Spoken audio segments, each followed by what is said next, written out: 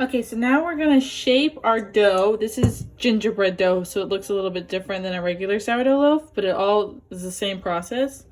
I'm gonna shape mine for like a loaf that I would put into my Dutch oven that would stand alone. You can do you do basically the same shaping process to put it into a loaf pan. Just putting it into the loaf pan looks a little bit different. You basically just throw it in there and make sure it flattens out and fills the whole thing. And technically you're supposed to shape it after it does its proof in room temperature before you do your bulk cold ferment in the fridge. Although I forget to do that a lot and I just throw it in the fridge and then I shape it right before I put it in the oven. So either way works, and sometimes you have to shape it twice, but here I'm shaping it before I put it into the fridge.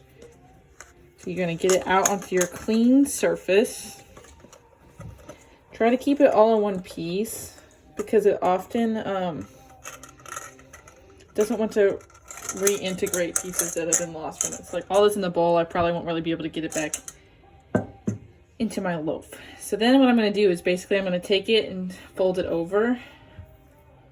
Well, you can't really see that. Let me try to put it closer to you. So I'm just going to take it and roll it over is what I'm going to do. And tuck. I'm going to roll it over, just kind of stretch my dough and then tuck. Roll and then tuck. And the idea is I'm going to keep doing this until the entire outer surface is smooth in one big fold and it's all tucked underneath. So it's not just a blob anymore. Now it has a shape and it kind of sits still. And you don't want to overshape it because if you overshape it, you'll tear your gluten bond. See how it's all smooth?